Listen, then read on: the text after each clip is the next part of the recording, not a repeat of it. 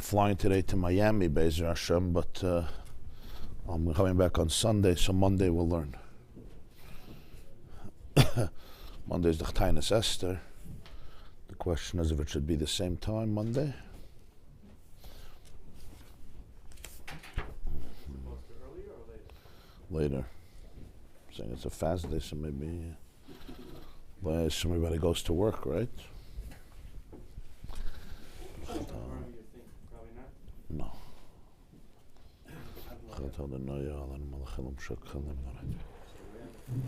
after the suit. Who can stand on their feet? You could dance. You'll dance. Dance with it. If I crawl.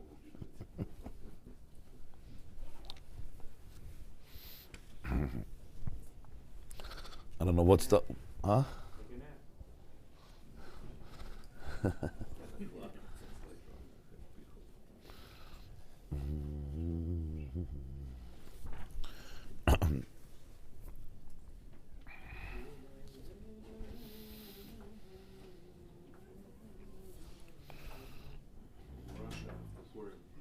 We can only walk if there is a wall.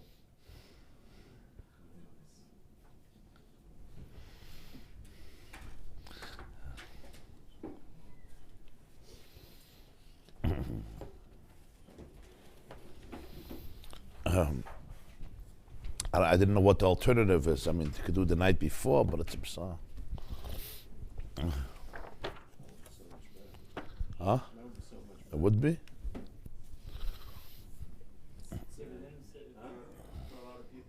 Just right after Chris and Milan, would be fantastic. I mean, nobody's doing anything anyway, so they don't have to. It's a kids' night. It's a kids' night. Well, kids are going in the morning everywhere. Some people mess it up a day. Because you can't have Suda at night. Okay. I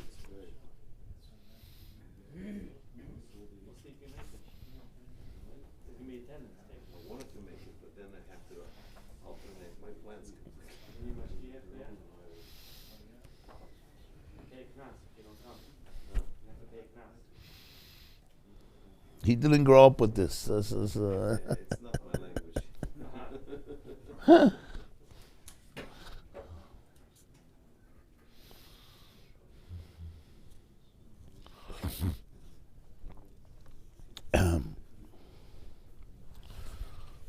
Okay. So let's continue inside. This my Mechayev Inish L'Psumah B'Puria, 196, the second column. Yeah. In the middle of the page, the line starts, Shabo L'Maylo Madrega Shekdimu Nasa L'Nishma.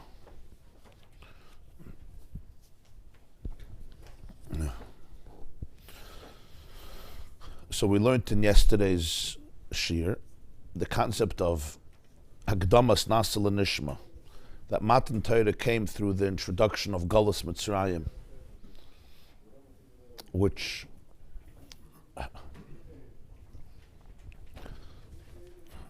was a process of tremendous pain, Yisurim, with mortar and bricks, and through the introduction of Nasa to Nishma, because there can't be a Gilui and Hamshacha from Ein Sof only in a space of Bittul.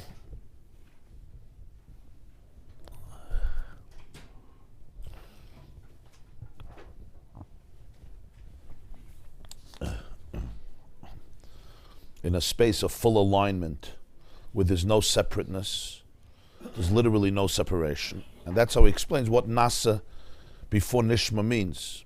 It doesn't just mean we will do and then we will hear. In other words, it's a commitment to the person. Let's say you say, I'm going to do, and then I'll hear what you have to say. Which means it's a commitment even before you know the details.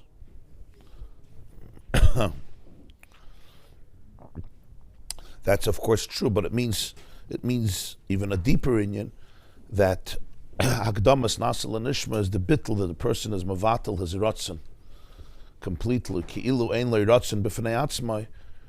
As he puts it, rak sheyirtze kol masho ratzon alien. It's not, I have my own ratzon. I open myself up. What is my desire? My desire is your desire. That is my desire, which represents complete alignment. There's no dissonance. That's what avodah really means. Avodas Hashem, va'oises avodah. That the evidence says, "Ein lo ideya b'fnei atzmai." I'm a complete conduit. My eye is a complete channel, a complete conduit.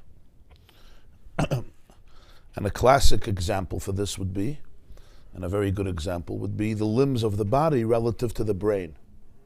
Nobody's going to say, when I grow up, my body is subservient to the brain, and whatever the brain wants is manifest. It just happens through the body. But now I'm a little older, I'm more mature. It's really time for independence. So it's time for rebellion. And therefore, the brain says, I think you should pick up your hand now. It's a good idea to pick up your hand. It'll help the class. And then it says, whoa. Free at last. This is not the age of tyranny anymore. I've been a slave for so many years. Well, let's consider it. Let me think about it. If I agree, then I'll do it. If not, not. When that happens in a person's body, what do we call it? We call it a very serious illness. It's a very serious illness. You run to every doctor in the world to stop the process. Why? The pshat is because the brain is not a dictator. There's oneness. There's something. You have the brain, and you have the hand, and you have the feet, and you have the heart, and the heart tells the kidneys and the pancreas. Who does Achashverosh think he is in the brain to tell me what to do? He wants me to come to show up, and Vashti says, I'm not coming. The moment they're looking at the brain as a tyrant, as a king, it means the body is in a very serious state. There's one organism. Verstehst du, Moshe? There's one organism. It's one. You're not like competing with the brain over power. It's all one. It's one mitzias. It starts off with that little sperm, that little egg. There's the brain, and there's the nails, there's the feet, and there's the heart, and it's oneness. Every limb has its function, its purpose in the one story, the miracle that we call a nefesh chaya, living organism. That's what it is. And when there's the beginning of illness is not the paralysis. The beginning of illness is the idea that there's no oneness. And as a result of that, now I have to figure out, will I rebel or I'm not going to rebel? But even if I don't rebel, it's illness. The fact that it's a thought, and now I have to work with it and struggle with it and deal with it. So you say, but I want to be I. That is your I. The healthiest thing for the hand and for the feet and for every part of the body is when it's a channel for the energy. The brain is not making decisions in spite of you. It's functioning. It's one mitzias with different limbs and organs. Yeah. That's how you have to understand this. But that's what Nasa v'nishma means. I have a ratzon, and I'll decide if it's going to go like you or not. Fine, but that's already not the nekuda. The nekuda, the moment of Nasa v'nishma was a moment, as he puts it, Ki'ilu ein lo ratzon b'fnei atzmai rak sheyirtze kol mashu ratzon alien baruch hu. That's what avodas Hashem means. That's the definition of avodas Hashem. Huh? That is the bchira. That's the bchira. That's the bchira.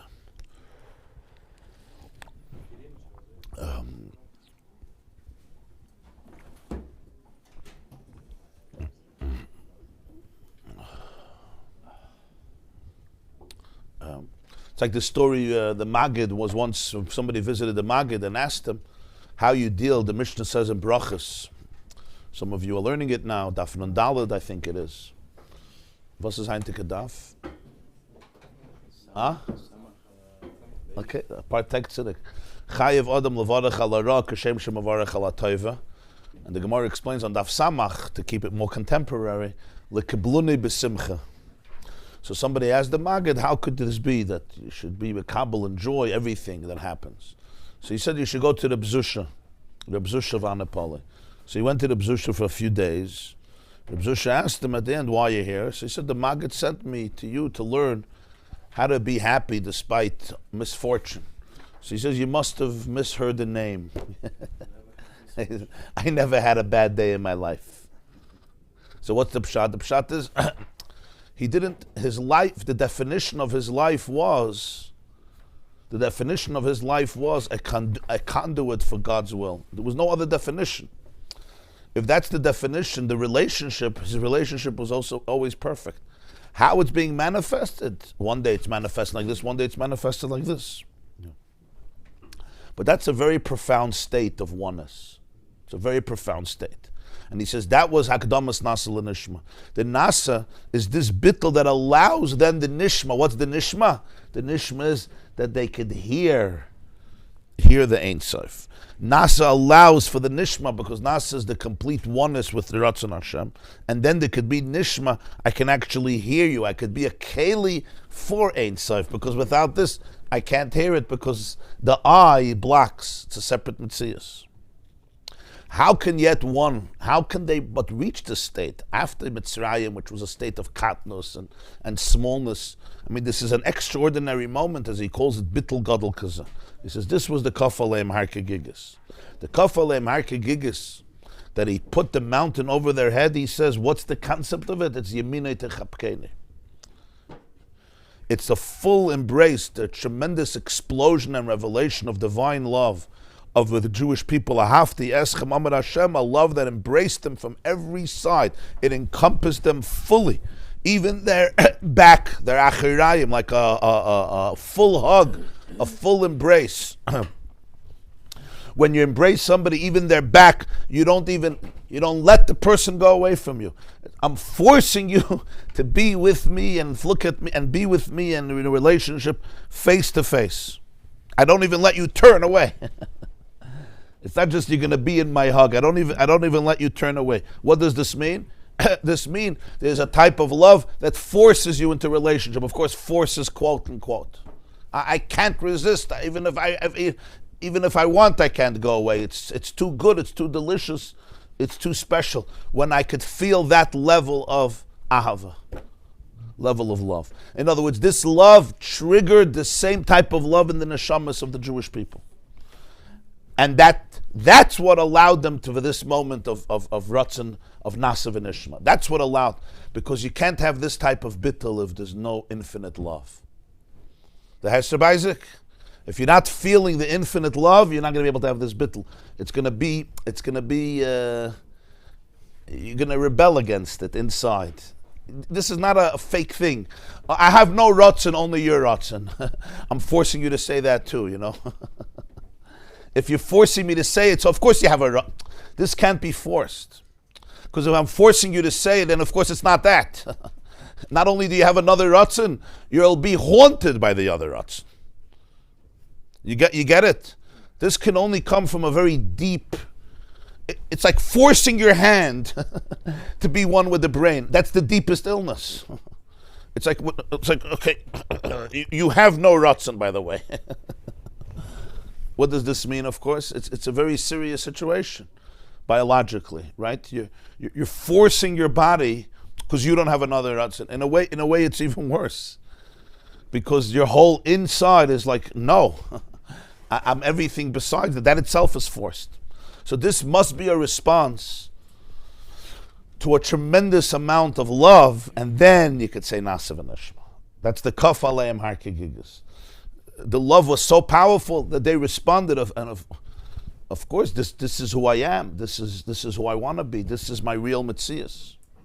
The kegigis means that Hashem surrounded them with that emotional. Yeah, like a vat. A gigis is a vat, an overturned vat. It's like the opposite images. Gigis means like, I'm going to drop on you a nuclear bomb.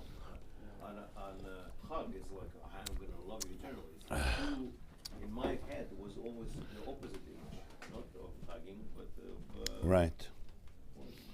Forcing. Yeah. Right.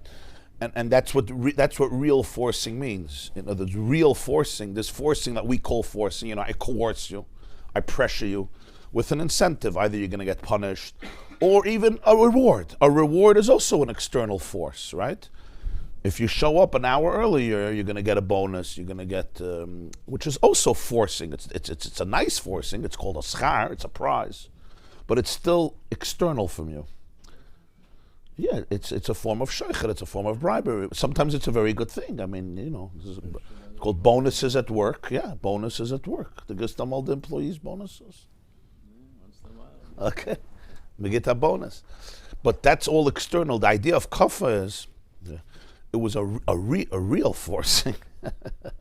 Real forcing means that you force yourself. In other words, I can't resist it, even if I'd like. I would love to go somewhere else, but it's too delicious. It's too geschmack. There's too much love here, and it brings out my love, the love from Hashem to the Jewish people. He says, "Nisayder ha'ava b'neshamas Yisrael." And because of that fire, when you feel the tremendous love to somebody, if you're healthy, I can't resist it. I can't go anywhere else. Where should I go? I should spit you in the face and run away. I can't. And suddenly, when I realized the oneness, and here you're not talking about two friends, you're talking about two that are really one, like v'hoyu lebasar echad, so they can reach a state where I have no ratzon but your ratzon. Say, what is the definition of my ratzon? Is your ratzon. Ki'ilu ein le ratzon acher klal. You wanted to say something? So what happened? You knew we were in this total. Nothing happened. You're still there. You're still, of course. Look in the mirror, you'll see it. Of course you're there. Look, you're here. Nobody forced you to come here. Nobody forced anybody to come here. Exactly. But it's that mountain. You feel the love, you come. Emes? Somebody forced you to come here. Now by Moses, and did they get swungen? The Weiber didn't start ausgeworfen von der Stub. Emes?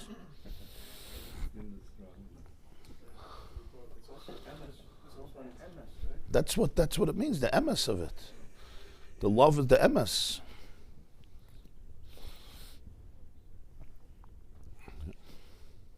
What's going on here? It's not up to Zoom. What am I doing here? Sometimes. Yeah.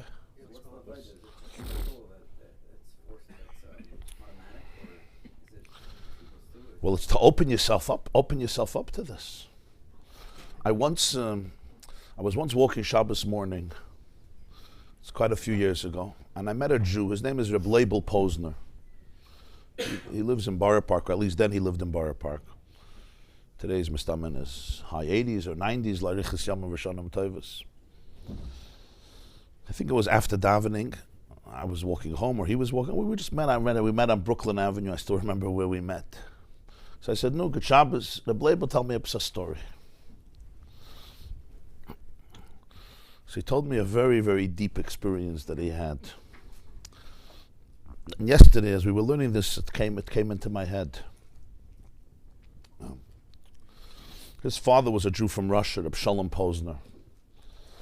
And in the early 1940s, I don't have to tell you, but you probably know that Judaism in America was extremely, extremely weak.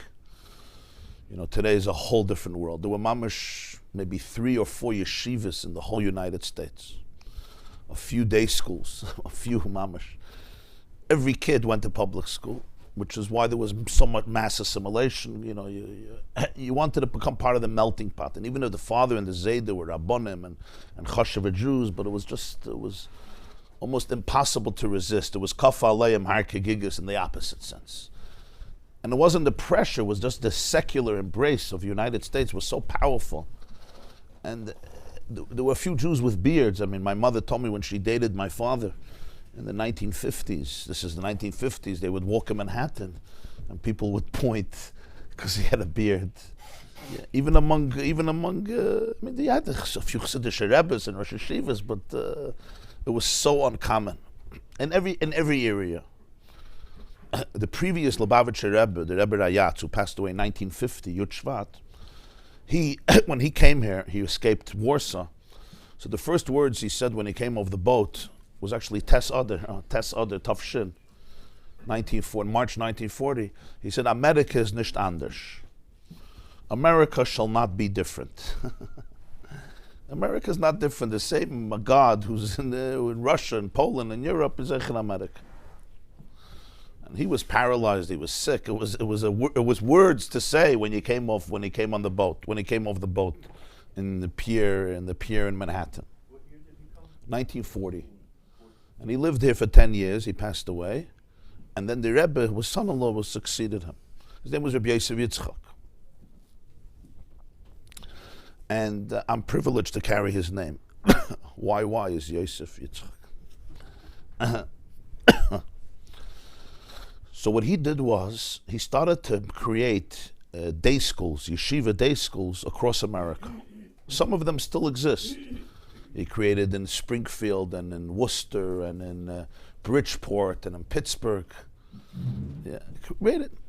And where did we have people? Everybody was overseas either by Stalin's gulag or languishing in Russia or by the Holocaust.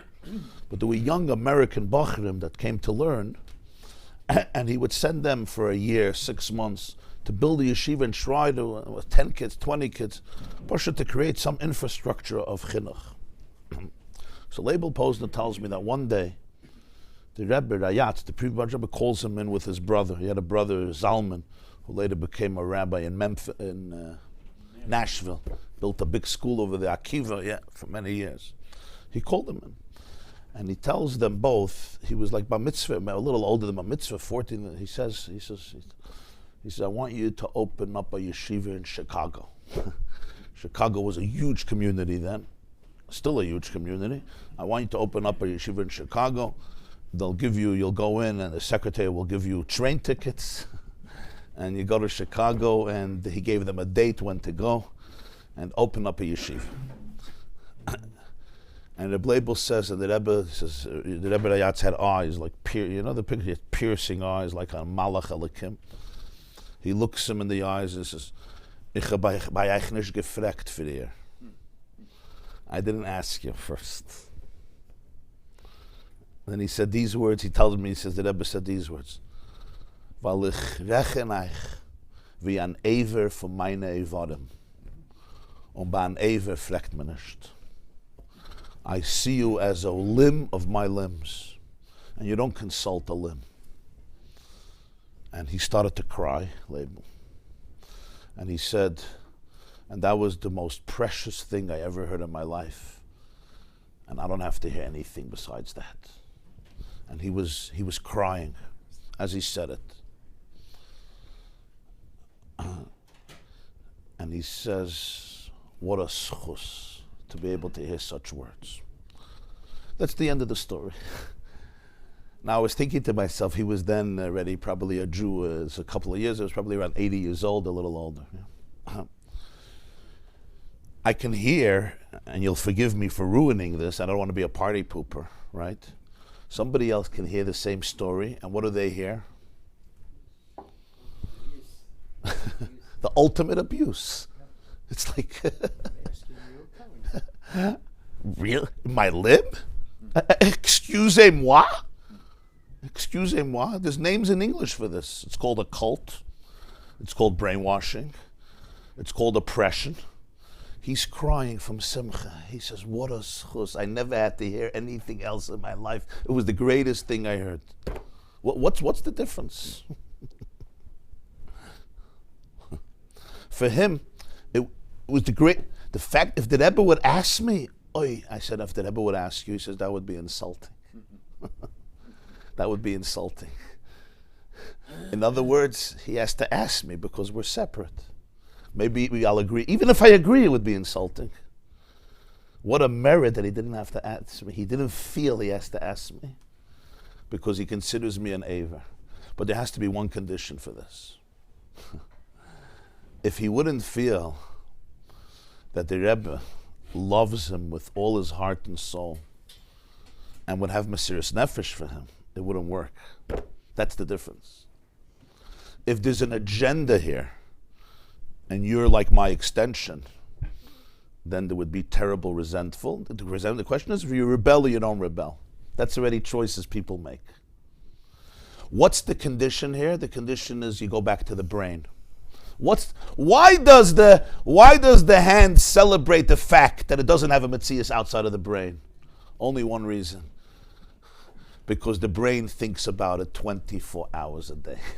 And the brain takes full responsibility for it. The brain doesn't say, okay, now you do what I want, and then the brain, and who are you? Oh, I'm going to Miami on vacation for a couple of months.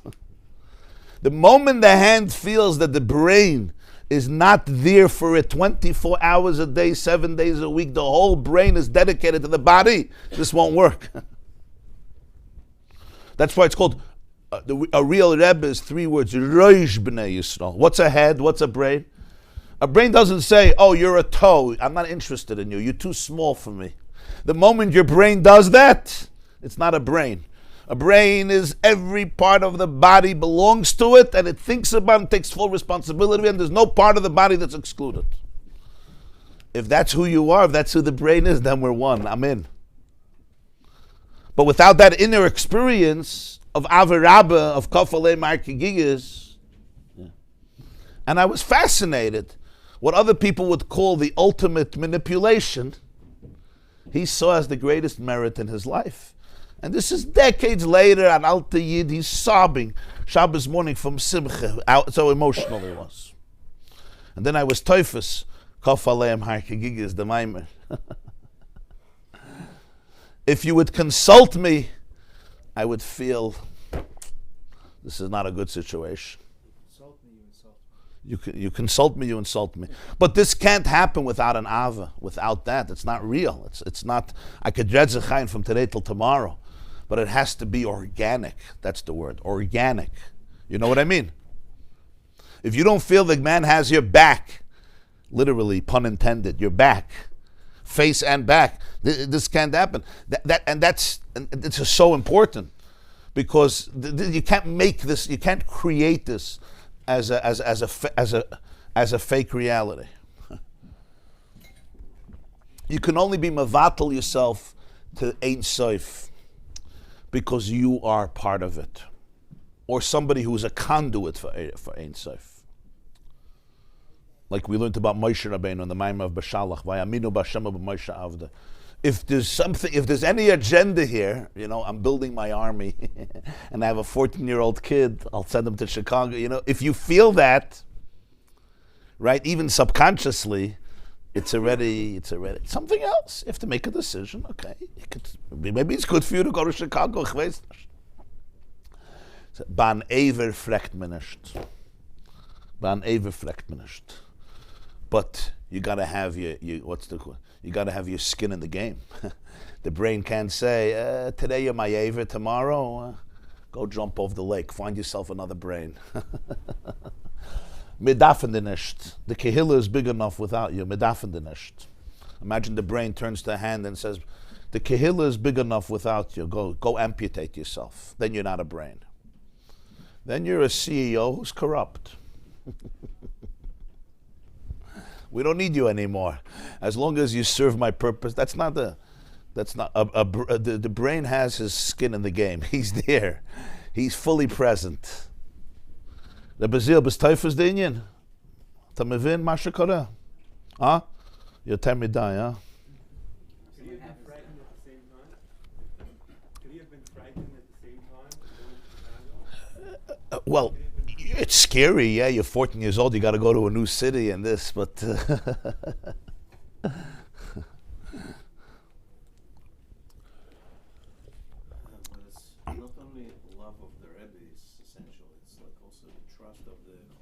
Of course, complete trust. It's like you're trusting your complete trust. And if there's no real trust, absolute trust, but it's not just trust 90%.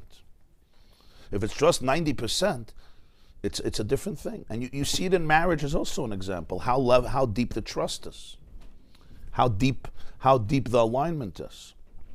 And by the way, this type of love is very scary.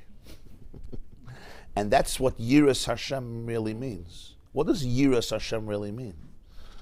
And I want you to understand the fear of God. And a lot of us struggle. Fear. What are you fearing of? He's going to punish you? Okay, that's called Yiras HaEinish. That's not Yiras Hashem. And the answer is, when you see and experience such a level of love, it's scary. It's scary.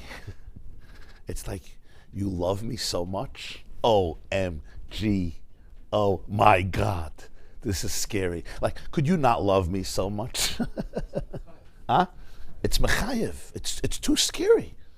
That's what Yiras Hashem means. Yeah. Infinite, when somebody loves you in an infinite way, if somebody loves me this way, it scares the living daylights out of me. It's like when someone goes into his Rabbi, he's not afraid he's going to give him a patch. Right. And it's his Rabbi, I'm saying, like the Rabbi. The one who go into Yehidas, probably. Yeah. So that's what the Kaf Aleim Harke Gigis is. When you see such love, it's very scary. Of course they're scared. Huh? Why it's scary? I can understand that it's scary if someone got abused. No, you're not hearing what I'm saying. Take out the old CD, please. All abuse, out. There's no abuse in this room. Adalayada. Say that? Fill the fire the mashka. You're hearing the word scary as scary. The boogeyman is coming out of the closet and he's going to haunt you and therefore sleep with your lights open, because if you shut off your light. I'm talking about a different scary. It's like, das helft.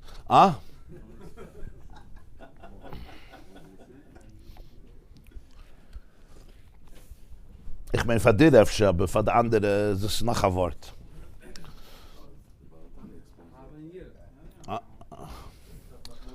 Let's use English words. Do me a favor. Hebrew has too many camouflages for too many FFBs.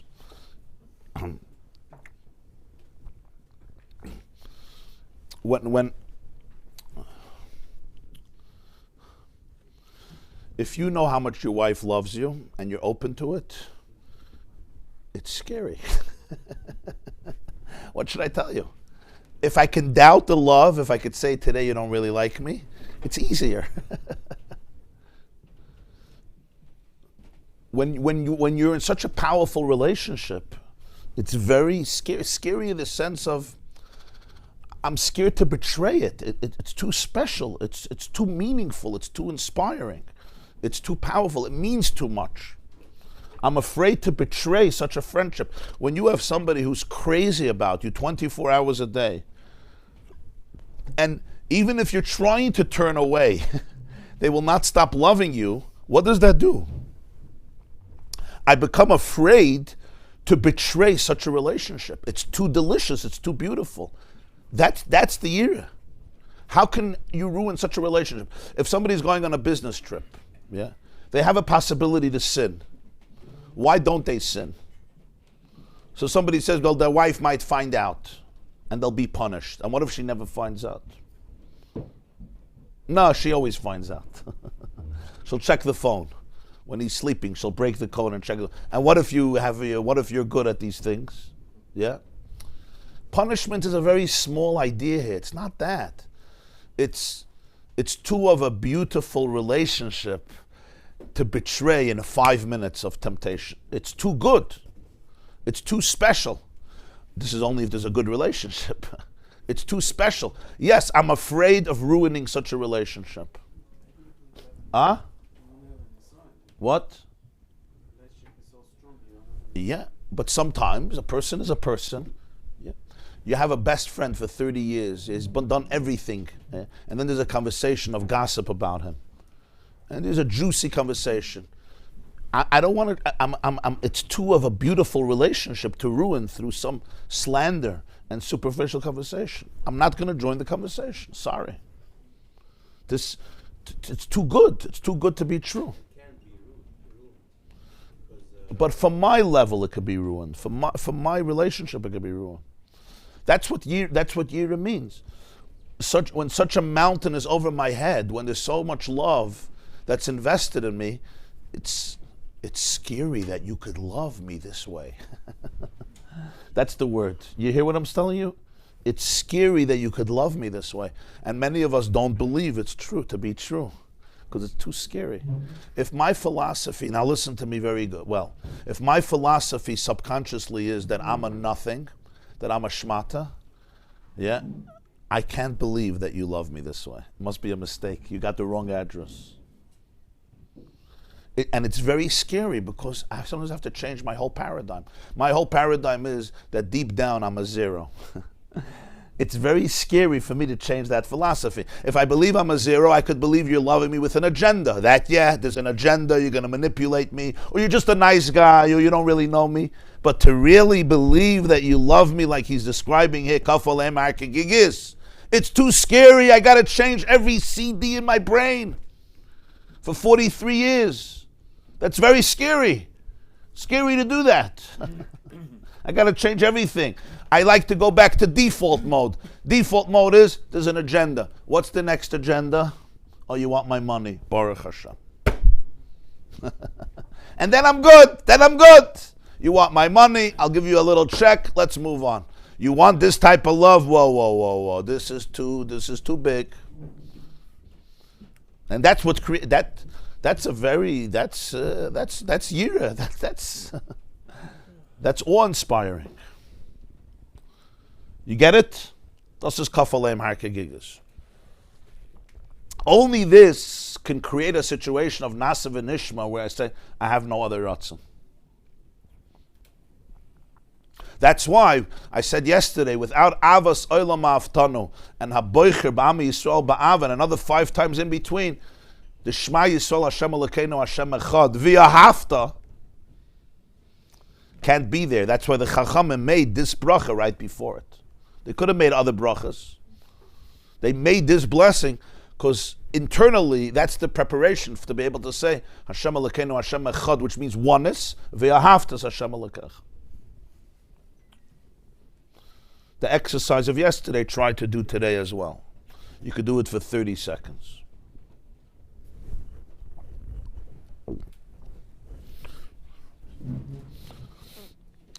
By the way, the Toldos Yaakov Yosef writes that he heard from the Baal Shem Tov that they revealed to him in heaven that the reason the Golus is so long is because Jews don't have the proper kavanah and the bracha of Avas Olam.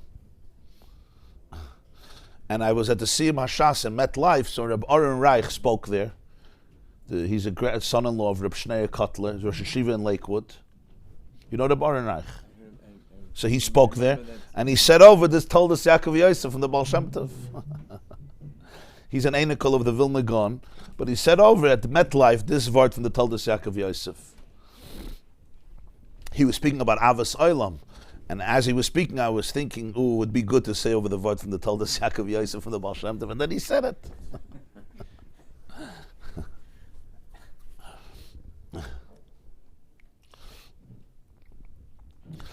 So I don't know the reason the Baal Shem Tov said this, but somehow this bracha is extremely important to Judaism and to life. So let's see inside another few lines. He said, "Ukamashakasov kamayim haponim leponim kein lev adam al adam." You see where we are? 196, the second column. The line starts Shabo l'maylo madrega shegdimu nasa Shabo. It's mamash the middle of the page. Ukamashakasov kamayim haponim leponim kein lev adam al adam. The pasuk says, the very famous pasuk in Mishlei, the face that the water is shown by me is reflected back to me. And the same is true, the heart of the human being to the human being. When I love you, you're a mirror. You will reflect that love back to me. Just like a mirror, just like the water. If I smile to the water smiles back at me. Of course, the water has to be clear, not murky.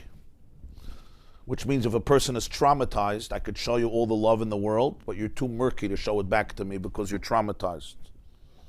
You versteht? If you were too abused, but if the water is clear, meaning you're more wholesome, that's why your spouse can love you, but if you're traumatized, you can't show it back because you're too murky, too much mud. We got to clean out the mud. Your kids can show you a lot of love, but you don't know how to show it back. You don't even know how to say I love you and mean it. It's not organic. But if the water is clear, I smile to the water has no choice. It's going to smile back to me. Is the water forced? Yes. The water is forced to smile back. Tough luck. And if I show a sour face to the water, it's forced. Just like the mirror in my bathroom is also forced. I go in the morning and I say, I love you. And the mirror says it right back to me. And if I say, I hate you, you're a sick mirror, he says, I completely agree. You're too. You're too. Kain lev adam al adam. So that's the literal. But the Alter Rebbe teaches a pirush, a moide dike word. Lev ha-adam ha-elyoinu k'may shekasuv al dmus ha-kisid mus k'mari adam. Lev ha-adam el ha-adam. This ha-adam is the adam ha-elyon, the Rebbeinu Shalom, the ultimate adam on the throne in Yecheskel. On the throne. Why do we call Hashem Adam? Shu b'chinas ramach mitzvahs esed dinu ramach evarim the malka v'shasa loises em shasa gidim.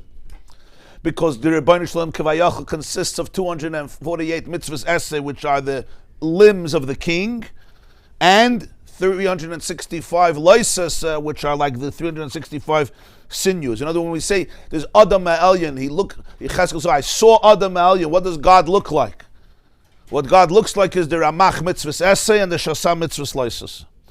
El Ha'adam, Lev Ha'adam, El Ha'adam, Hainu b'chinas Adam shebebri yitzira asiyah, K'may udmus pneim pnei Adam. Ella Adam is referring to the Adam Hanivra, the Adam who's created. There's an Adam on the level of Bria, level of Adam and Yitzira, level of Adam and Asiya. We say about the Malachim that Dmus is pnei Adam. There's an Adam called Bria, Adam Ruchni.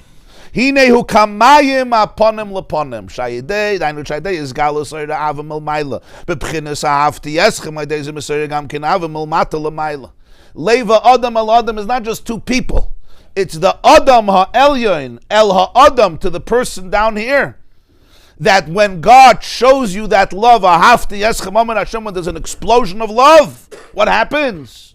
That love goes right back. Neshamas Yisrael awaken with love. Vihu ha'los Knesset Yisrael b'klois ha'nefesh love Yisbarach. This is the ascent of Knesset Yisrael as their souls yearn and go out to Him. V'lachein nikras Knesset Yisrael kala. That's why Chazal call us a kala. What's a kala? Kala is a bride, but what does the word kala mean? Al shem klois ha'nefesh.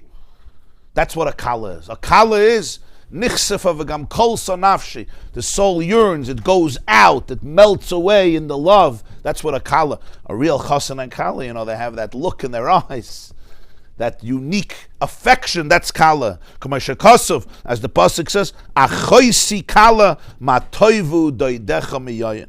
The pasuk tells us in Shir Hashirim Perek Daled, my sister is my kala, my sister, my kala. Doidecha is love, like Anila Doidi, my beloved. Your love is better than all the wine in the world. Wine represents in Shlomo HaMelech's literature, his Kisvei HaKodesh, wine. Till today, wine is the taste of love and of pleasure and of delight. The wine connoisseurs will explain it to you. Ada lo yada, they'll explain it to you. Ma toivim doidecha miyayin, your love is better than all the wine. V'zeu inyan al kol dibur parcha nishmasan. This is the Pshat in Gemara in Shabbos Daf Peiches. Every one of the Aseres HaDibris, their souls flew out. So literally we touch what? What do we touch? It was, a nuclear energy explosion. Everybody died. He says it's much deeper. That's not the word. It's much deeper. Her. Shaydei hadibur v'hagilui melmaila parcha nishmasan b'bchinas bittul lo'erin seif baruch. Parcha nishmasan means they cease to experience themselves as a separate identity. That's parcha nishmasan. Nishmasan is my soul, my identity. In other words, by Matan Torah, it's not pshat. There was a terrifying explosion, so everybody dropped dead. And then God said, okay, come back to life. No. That's okay. The Alter Rebbe teaches it's something much deeper. Parcha nishmasan means there was no two eyes anymore. It was the bittul, the complete. This is the kaf aleim har kegigas. When you experience such love, what happens? The eye ceases to be. My eye becomes a conduit of your eye. So the neshama, the sense of identity, my life, my experience, separate from Ein Sof, it ceased to be. The klois hanefesh was there. They became a kala. because of the gilui of the ava from Hashem. And that's what he means, I'll call dibur v'dibur. What should I'll call dibur v'dibur? It doesn't mean every word, every speech. I'll call dibur v'dibur is every gilui. Dibur is gilui. Every gilui of Ein Sof created a parcha neshmasa. What's dibur? Dibur is you reveal yourself. Every time there was a gilui of Ein Sof, so there's no I anymore. So parcha neshmasa. V'zeu inyan shekafa aleim har. Hu b'chinas avel yoyna shenikra har. That's the mountain. The mountain is an explosion of love. Avel yoyna is called har. The Gemara says that Avraham called it har. Yitzchak Soda, Yaakov Bayis. Avram is love. So Avram called the Harabai, the place that would be the Beis HaMikdash, Har. Yitzchak called it field. Yaakov called it home. Why did Avram call it a mountain? Avram is the attribute of love. So he called it a mountain. He saw in it the expression of love. So he have even in Gemara the concept, what's a har? Kof aleim har kegigis.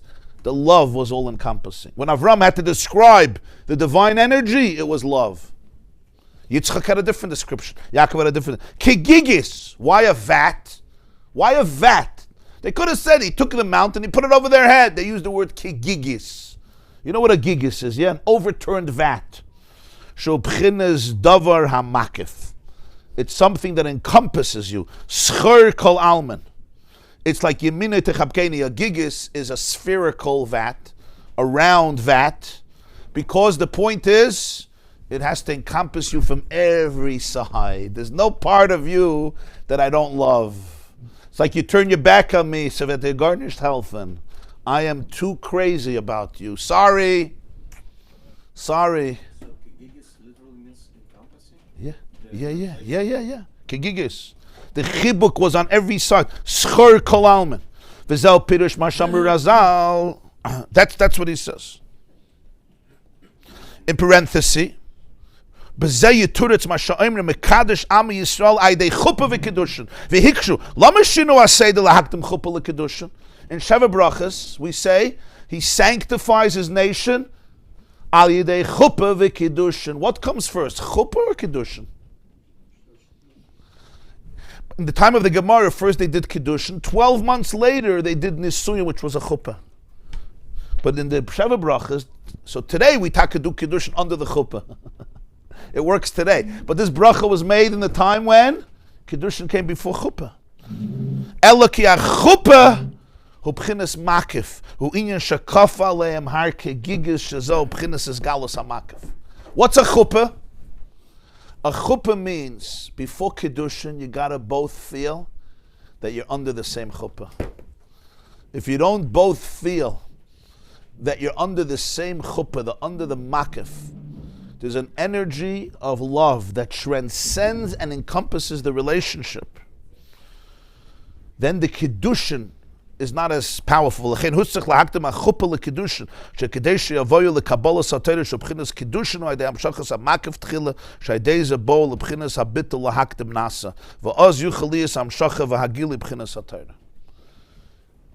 remez by Matan Torah was that the Kafa Aleim Har Kegigis, which is the chuppah. That's the chuppah. What's a chuppah? A chuppah literally is a mountain over your head. What is that? It's that there's something which represents the powerful, intense ahava of the Ein Sof, which encompassed the Jewish people completely. Then they could say, Harei at mekudeshas li. Now we're one. Now we're internally one. And that's what Matan Torah was. That's what Matan Torah was. That's the mashal hakadmaini, back to Matan Torah. Every nekuda in Torah is a mashal for a nimshal, for a nimshal, for a nimshal, for a nimshal, all the way to kadmaini, which is the Ein Sof itself.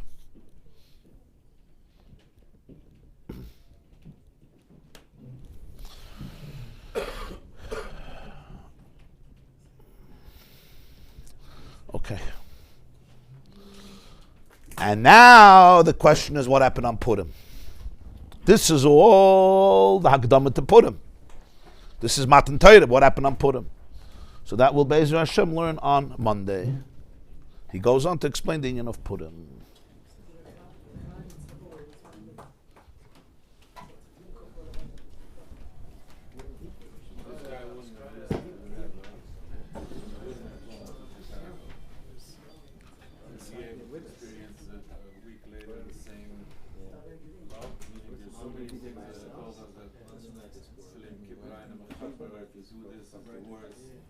What kind of, why should he still love you and have a relationship? Why should he think that?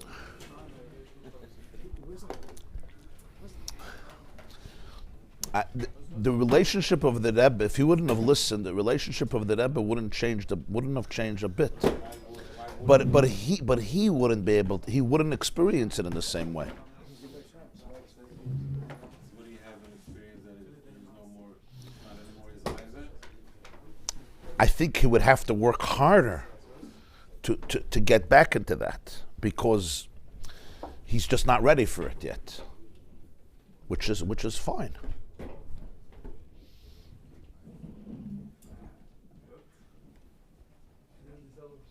To put it this way, if the Rebbe would have not trusted that he would have taken it that way, he would have never said that. He would not speak like that to somebody else. You can't do that. You have to know who the person is. He wouldn't call in a person and say, I'm not consulting you because you're my Eved. It doesn't. That's what I'm saying. If you don't feel that ava and that trust, you can't do that. The fact that he told it to him was another level. Even that he told it to him was another level. Yeah. Yeah. It has to be full. Without that, See that? You're a cult. A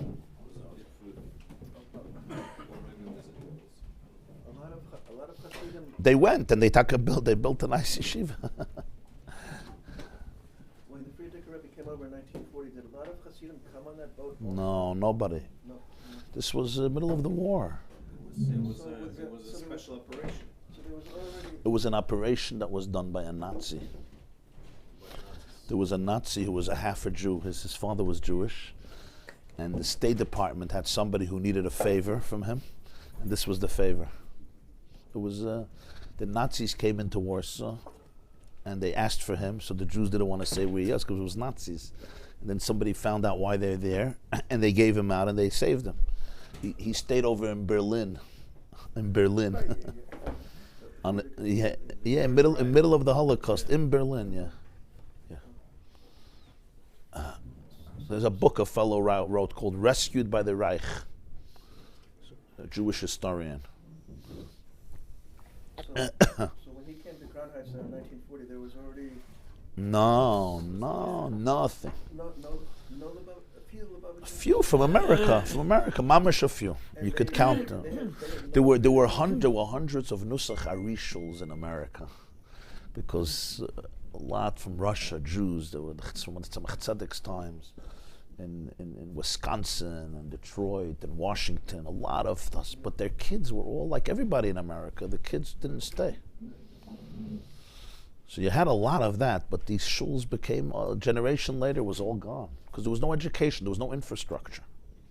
There were shuls. You see, the early Jews who came to America was reform.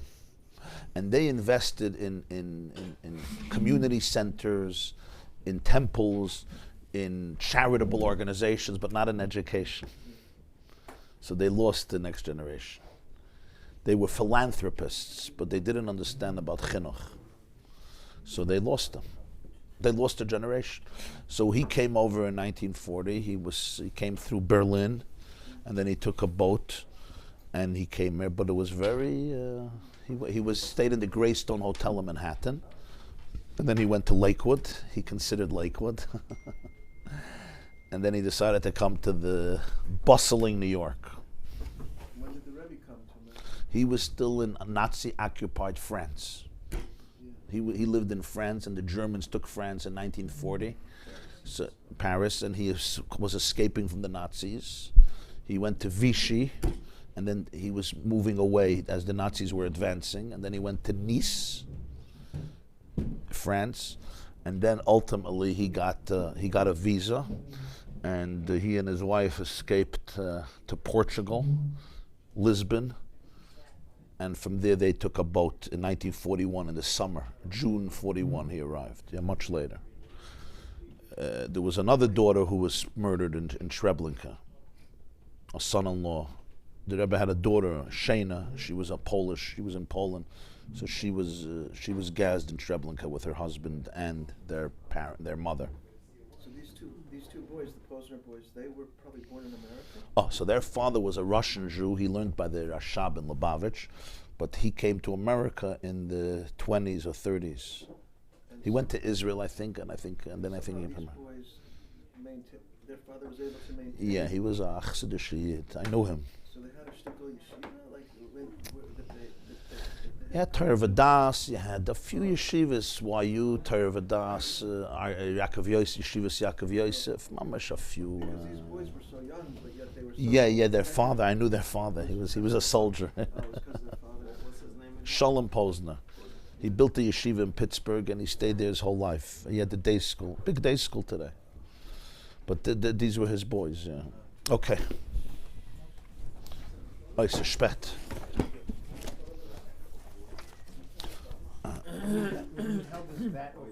The vat, yeah. Of course. Atazah. Very good. Very good. Very good. The Hest. He says he held the vat over the heads and he was inside. Very good. That's the difference. The Hest says Hashem held the vat over their heads and he was inside. He wasn't outside. He was under the chuppah. He was under the chuppah. He wasn't outside of the chuppah with the mic. Kala can't be by herself. The kala can be. If the chassan doesn't come under the chuppah, says, hey, the chuppah is for you. That's it. But that's what a chuppah really a chuppah represents the love that encompasses both of them.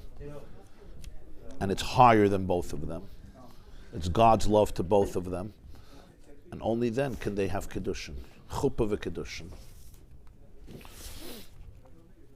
By Matan Torah, you had the chuppah before the Kiddushin, which is the Har Kegigis.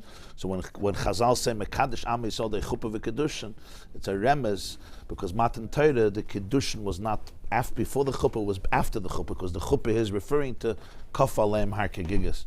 What a magnificent interpretation. What allows us to become one, which is Kiddushin, is only when you could feel that Ahava Rabbah, which is the chuppah, the Kaf Aleim Har Kegigis. Okay, Tayir